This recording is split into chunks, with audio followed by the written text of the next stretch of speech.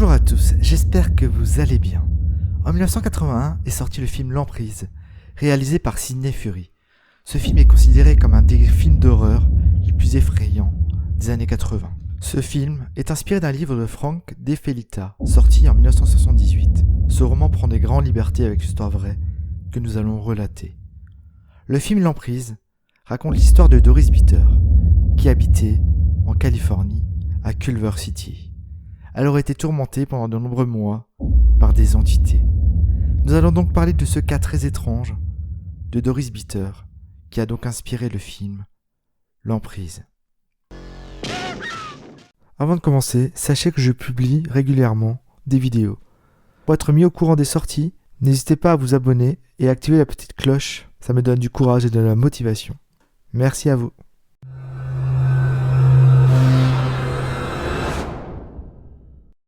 Nous sommes le 22 août 1974. Barry Taff et Kerry Gaynor, deux parapsychologues qui effectuaient des recherches sur les phénomènes paranormaux, discutent ensemble de leur dernière enquête dans une librairie de Culver City lorsque Doris Bitter entendit leur conversation. La jeune femme de 37 ans s'approcha d'eux et leur explique que sa maison est hantée. Elle les supplie de l'aider. Les chercheurs écoutent patiemment son histoire, qui leur parut pour le moins fantaisiste. Mais ils acceptèrent tout de même de lui venir en aide. En menant cette enquête, ils ne pensent pas qu'ils allaient être témoins d'un des plus étranges cas dans l'histoire du paranormal. Doris Bitter, McGowan, de son nom de jeune fille, venait d'une famille de la classe moyenne supérieure. Mais ses parents étaient tous les deux alcooliques et n'avaient pas pu lui offrir l'enfance qu'elle espérait. À 10 ans, Doris les avait suivis en Californie, dans le Midwest. Mais quelques années plus tard, durant son adolescence, la jeune fille avait eu une sérieuse dispute avec sa famille, qui l'avait alors reniée. Elle a donc perdu contact avec eux, puis ses parents moururent et l'héritage alla exclusivement à son frère. C'est donc une mère célibataire sans argent qui s'est toujours débrouillée toute seule. Elle a enchaîné des histoires d'amour et des mariages ratés. Elle a 4 enfants, tous de pères différents. La vie était difficile. La famille Bitter évoluait dans la pauvreté et Doris noyait souvent son chagrin dans l'alcool, tout comme ses parents auparavant. Le docteur Taff et Gaynor se rendirent au 11 547 Broddock Drive le même jour que la discussion avec Doris. Doris vivait donc avec sa fille et ses 3 fils. Sa fille avait 6 ans et ses garçons 10, 13 et 16 ans. Elle semble être en conflit d'ailleurs avec ses 3 fils. La maison est délabrée, les conditions de vie très difficiles. C'est une maison sombre et fermée au monde extérieur. La maison avait une centaine d'années et à l'origine elle possédait 2 étages et une cave. Elle possédait un jardin et une cuisine dans la partie avant de la propriété et les chambres qui avaient été rajoutées par la suite se trouvaient dans une autre section à l'arrière de la maison. C'était une propriété en forme de L. Lorsque les enquêteurs rentrent dans la maison, ils sentent comme une pression dans leurs oreilles. Doris leur expliqua que peu de temps après leur installation dans la maison, elle avait entendu taper à la porte. Lorsqu'elle a ouvert la porte, elle avait été surprise de voir une vieille femme mexicaine se tenir dans l'entrée. Elle avait peut-être dans les 70 ou 80 ans, et elle semblait sinistre. La femme lui a déclaré « Vous devez partir d'ici. Je vivais ici autrefois, dans cette ancienne maison. Du temps où c'était une ferme et où j'étais une petite fille. Il y a quelque chose de très mauvais ici. Cet endroit est hanté. Vous devez partir. » Et la vieille femme s'était éloignée sans plus d'explication, ce qui avait particulièrement énervé Doris et son fils aîné. Les premiers phénomènes avaient commencé quelques mois plus tard. Elle ignorait si la visite de la vieille dame avait un lien avec ce qui leur arrivait. Mais les enquêteurs en prirent bonne note. Tous les enfants disent avoir entendu des choses ou vu des choses dans la maison. L'un des garçons aurait été giflé par une main invisible. Un autre avait buté contre une entité dans le couloir et tous connaissaient l'esprit qui rôdait dans la maison, qu'ils surnommaient M. Was It. Ils racontèrent au docteur Taff qu'il avait aperçu à de nombreuses reprises et qui était responsable d'un grand nombre de phénomènes. L'homme se présenterait sous une forme semi-solide. Il mesurait au moins 1,80 m et tous les enfants pouvaient le décrire avec une remarquable précision. De plus, Chacune de leurs descriptions correspondait à celle des autres, et ils donnaient des détails déjà relevés, dans d'autres cas de hantise, qu'ils n'auraient pas pu inventer. Complétant leurs propos, Doris expliqua qu'elle était victime d'attaques de la part de 3 entités qui la battaient, et pire encore. Parfois, les 2 plus petites la maintenaient, pendant que la 3e la violait. Les agressions lui laissaient fréquemment des marques sur le corps, des contusions aux cuisses et à la gorge, qui étaient d'ailleurs visibles. En écoutant la jeune femme, les 2 hommes pensèrent que ses parents l'avaient maltraitée durant son enfance, qu'elle avait subi plusieurs relations abusives avec des hommes, ce qui expliquait probablement les profonds traumatismes dont elle semblait souffrir. De plus, il y avait des tensions évidentes entre les 3 garçons et leur mère, surtout avec l'aîné, qui semblait plein de ressentiment envers elle. Et l'ambiance était extrêmement tendue. Dès qu'ils sortirent de la maison, les enquêteurs, pensant qu'elle avait perdu l'esprit, se mirent à plaisanter ensemble. Ils avaient accepté d'écouter son histoire, mais maintenant qu'ils l'avaient entendue, ils allaient lui conseiller de consulter un psychiatre. Mais quelques jours plus tard, Doris appela Kerry Gaynor, lui affirmant que des amis étaient venus lui rendre visite et qu'ils avaient été témoins d'une apparition. En apprenant cette nouvelle, les enquêteurs, qui espéraient pouvoir assister eux aussi à quelques phénomènes, décidèrent d'y retourner. En rentrant dans la maison, comme la dernière fois, une étrange pression se fit ressentir dans leurs oreilles, mais également une forte odeur de pourriture. Puis, ils pénétrèrent dans la chambre de Doris. La pièce était très froide, et peu de temps après, les premières manifestations commencèrent à se produire. De petits éclats de lumière très brefs apparurent. Les 2 hommes essayaient alors de prendre en photo ces phénomènes, mais ils étaient si rapides qu'ils n'arrivèrent pas à les capturer, ni avec leur Polaroid et avec leur caméra 35 mm qu'ils avaient apportée. Un peu plus tard, alors que le docteur Gaynor parlait avec le fils aîné de Doris, celui de 16 ans, debout dans la cuisine, la porte inférieure d'une armoire s'ouvrit brusquement et une casserole en sortit en volant, projetée à plus d'1 mètre du meuble. Craignant une supercherie, le chercheur fouilla immédiatement le buffet, mais personne n'était caché dedans et il n'y avait rien d'anormal. Pas de fil caché ou de mécanisme. Lors de cette visite, il y avait Candy, une amie de Doris qui se disait médium. À un certain moment, elle appela les enquêteurs, criant qu'elle sentait une présence dans la chambre, et immédiatement, les docteurs Taff et Gaynor coururent vers elle. Soudain, de petites lumières apparurent et la médium s'écria « Le fantôme est dans l'angle. » Les 2 hommes pointent alors l'appareil vers le coin et prirent une photo, mais elle était ratée, floue. La jeune femme cria une nouvelle fois « Il est dans le coin !» Mais de nouveau le cliché sortit flou. Le docteur Gaynor pensait que l'appareil avait un dysfonctionnement et prit une photo de contrôle qui se révéla parfaitement normale. Brusquement pris d'un doute, il demanda à Candy si le fantôme avait disparu. La jeune femme répondit que oui. Quelques secondes plus tard, il prit une seconde photo et elle se révéla parfaite. Soudain, la médium s'exclama « Il est juste en face de mon visage !» Visant Candy, les 2 hommes s'empressèrent de prendre un nouveau cliché et les résultats étaient impressionnants.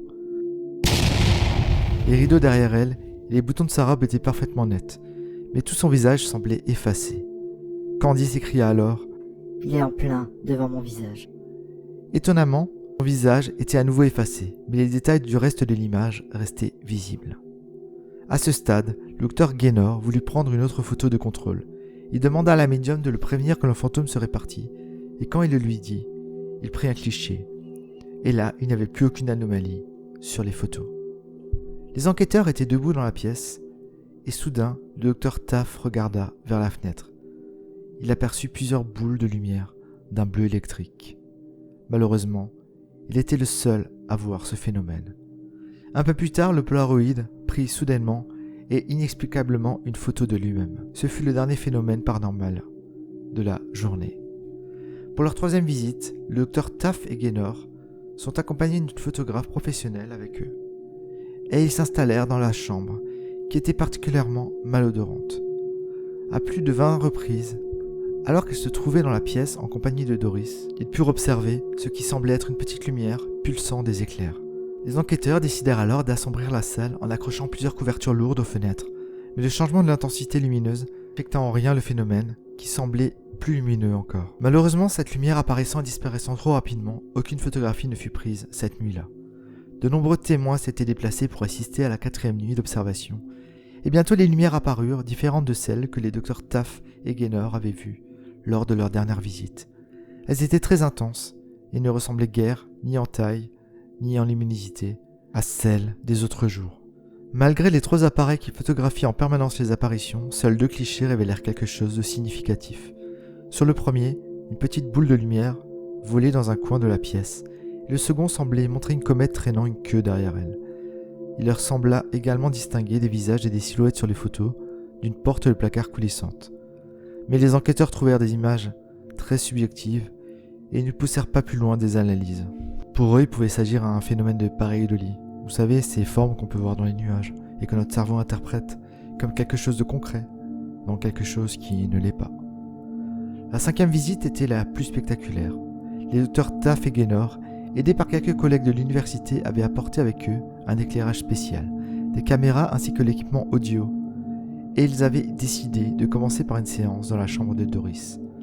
Comme certains pensaient que les murs de la pièce, qui étaient recouverts d'une peinture écaillée inégale, risquaient de créer de fausses images sur des photographies, ils recouvrirent les murs de planches noires qu'ils numérotèrent.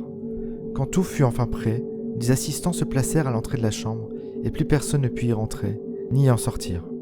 Le docteur Taff demanda alors à Doris de provoquer les entités, et les résultats ne se firent pas attendre. Très vite, des lumières apparurent dans la pièce, et le docteur Gaynor tenta de communiquer avec elles. Il leur demandait de clignoter un certain nombre de fois sur tel ou tel panneau du mur, et les lumières, allant se placer près du panneau indiqué, clignotaient exactement comme il leur avait demandé. À ce moment-là, les chercheurs comprenaient qu'ils communiquaient avec quelque chose d'intelligent. Cependant, le docteur Gaynor, très prudent, se demandait toujours si quelqu'un n'avait pas trouvé le moyen, en projetant des lumières sur les murs, de produire ce phénomène extraordinaire. Alors, afin d'éliminer tout risque de tricherie, il demanda aux entités de se détacher du mur, et soudain, une lumière sortit tout droit de la paroi, vint flotter au centre de la pièce. Elle se mit alors à tourner encore et encore, s'étendant simultanément dans différentes directions. Le spectacle était extraordinaire. D'une manière étrange, sur les photos prises lors de cet événement, aucune des lumières, dont les couleurs s'étalaient du jaune verdâtre au blanc, n'était visible. L'image montrait des arcs de lumière qui passaient au-dessus de la tête de Doris. Pourtant, il n'avait jamais vu d'arc, juste des boules de lumière. Pour nuancer un peu, il faut dire que ce genre d'arc se rencontrait beaucoup dans les appareils photo de l'époque. Il s'agit d'un défaut photographique, et non d'un phénomène paranormal. Après le départ de l'équipe, les planches collées au mur furent retirées. On pensa alors que la chaleur avait peut-être affaibli le ruban adhésif, mais de la peinture et du plâtre avaient été arrachés, et il était resté collé aux bandes. Différentes théories furent alors envisagées, mais personne ne sut jamais comment ces planches ont pu être enlevées ni pour quelle raison. 5 jours plus tard commença la 6e session, et la plupart des manifestations furent identiques à la précédente. Néanmoins, à plusieurs reprises au cours de la soirée, commença à se former la silhouette tridimensionnelle d'un très grand homme musclé, dont les épaules, la tête et les bras furent aisément discernables par les 20 personnes présentes. Aucun trait de son visage n'était perceptible. Le docteur Gaynor témoigna. Nous avons vu la tête prendre forme, puis les épaules. La lumière s'était étirée vers le sol jusqu'à ce qu'il devienne une silhouette humanoïde lumineuse, d'un blanc verdâtre. Ensuite, il a disparu, comme si quelqu'un avait tiré sur la prise. Il n'a pas disparu lentement, et s'est juste dissipé. Tout le monde était effrayé et silencieux, après avoir vu ça. Après avoir vu l'apparition, Jeff et Craig, 2 membres de l'équipe, s'évanouirent et furent transportés hors de la chambre. Ce soir-là, les lumières étaient si intenses qu'elles éclairaient les nouvelles planches qui recouvraient les coins de la chambre. Les vêtements des personnes dans la pièce étaient éclairés par ces lumières, qui se réfléchissaient sur les montures et les verres en aluminium des appareils photographiques. Lors de la 7e visite, Doris et 2 de ses fils signalèrent de nouveaux phénomènes télékinésiques, et la jeune femme montra une grosse ecchymose sur son bras, expliquant qu'elle avait été frappée par un candélabre, qui est une sorte de chandelier. Pour assister à cette séance, les chercheurs avaient amené Thelma Ross, la chef de leur laboratoire, ainsi que de nombreux psychiatres avec eux, mais les phénomènes étaient rares. Il n'y eut que quelques lueurs très pâles. Cependant, à un moment donné, le docteur Gaynor suggéra la présence dans la maison, quelle qu'elle soit, de démontrer sa force en enlevant à nouveau les planches sur les murs, mais cette fois-ci en leur présence. Dans les 5 secondes qui suivirent, plusieurs des planches furent brusquement arrachées, atterrissant directement sur la tête de Doris et la frappant au visage. De la position où il se trouvait, les docteurs Gaynor et Taff pouvaient observer très nettement bande adhésive se décollait alors que les panneaux étaient comme tirés par des mains invisibles. La dernière nuit d'observation eut lieu pour Halloween 1974.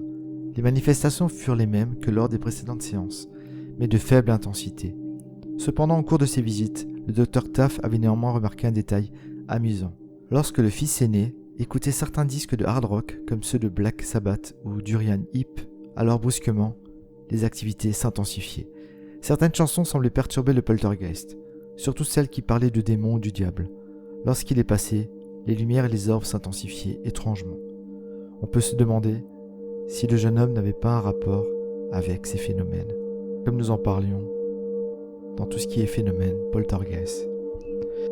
Mais les docteurs Gaynor et Taff se demandaient si les traces de coups qui apparaissaient sur Doris étaient-elles vraiment l'œuvre d'une entité surnaturelle. Il n'y avait aucun moyen de le savoir. L'apparition ne violait qu'elle. Ses attaques semblaient très personnelles. Elles se passaient toujours très tard. L'un des fils de Doris, celui qui avait 16 ans, leur avait expliqué qu'une nuit, il avait entendu sa mère crier. Il avait alors couru jusqu'à sa chambre à coucher. Il l'avait vue se faire projeter sur le lit. Quand il s'était approché d'elle pour l'aider, quelque chose l'avait frappé sur la tête et jeté à travers la pièce. Il avait eu le bras cassé. D'ailleurs, par une étrange coïncidence, l'acteur jouant son rôle dans le film L'Emprise eut lui aussi le bras cassé durant le tournage de cette scène. S'il voulait bien admettre cette théorie, aucun des chercheurs n'était capable de débarrasser Doris des créatures qui la harcelaient. Le docteur Gaynor expliquait ainsi leur position. Je ne suis pas exorciste, je couvre les événements. J'étudie le phénomène et je donne des conseils aux personnes concernées. La femme avait décrit l'entité qui l'attaquait comme une figure masculine, solide qu'elle ne reconnaissait pas. Alors comment savait-elle que c'était un fantôme, me direz-vous? Car le fantôme l'agressait. En fait, il y avait 3 apparitions selon elle. 2 tenaient la femme par les jambes pendant que la 3e la violait. C'était horrible. Elle m'appelait parfois au milieu de la nuit en criant. Et quand j'arrivais là-bas, je voyais qu'elle avait été battue. Elle avait des marques noires et bleues sur tout le corps. Au cours de l'enquête qui dura 10 semaines, Doris fut attaquée une quinzaine de fois. Le docteur Gaynor, qui finalement n'avait fait qu'observer les événements, tenta de positiver leur intervention. Mais elle est devenue plus forte. Et elle a pu se rendre compte qu'elle n'était pas folle. Qu'il se passait vraiment quelque chose. Elle est devenue plus forte et elle a survécu. Après leur départ, Doris tenta de déménager à 5 reprises, s'installant dans des villes proches. Mais malheureusement, même si les phénomènes se faisaient un peu moins violents à chaque fois, les entités semblaient la suivre. Finalement, elle décida de déménager beaucoup plus loin. Et 2 ans plus tard, les manifestations, tout comme les attaques, cessèrent complètement. Malgré les témoignages des 2 enquêteurs, l'authenticité du témoignage de Doris, comme celle de tous les témoins d'histoires paranormales, ne fut admise que par très peu de monde. Le docteur Gaynor avait voulu prouver l'existence des entités, mais le pari était difficile. Il dit « Amener un fantôme dans un bocal, c'est probablement ce que voudrait la communauté scientifique. De toute façon, je n'avais pas envie de me battre pour convaincre tout le monde de la véracité de mes dires. Je veux que le public sache ce qui se passe, mais je n'ai pas l'ordre du jour. Je n'ai pas envie de me tenir debout sur une chaise en déclarant « Vous devez croire aux fantômes. Quelque chose se passe qui mérite notre attention. Je suis plus intéressé par la découverte. » Aujourd'hui encore, personne ne peut véritablement expliquer les phénomènes qui se déroulèrent au 11 547 Braddock Drive, dans la petite ville de Clover City. Tout ce que nous pouvons affirmer avec certitude, c'est que des manifestations ont bien été constatées en 1974. Doris Bitter mourut en 1995 d'une insuffisance respiratoire, à l'âge de 58 ans, et son fils rapporta par la suite avoir vu apparaître des boules de lumière dans sa chambre, les mêmes que celles qu'il avait vues au début des années 70. Je suis très mitigé sur cette histoire. Déjà, il y avait trop de témoins, je trouve, dans la chambre, une vingtaine qui pouvaient vraiment fausser l'expérience. Les preuves matérielles sont très très légères et il n'y reste que quelques témoignages malheureusement. Donc c'est vraiment une affaire à prendre avec les pincettes malgré la médiatisation. Alors pour vous, c'est une supercherie, une réalité. N'hésitez pas à me dire dans les commentaires ce que vous pensez de cette histoire. Et je vous dis à bientôt pour une prochaine vidéo. Allez, ciao ciao et surtout, prenez soin de vous.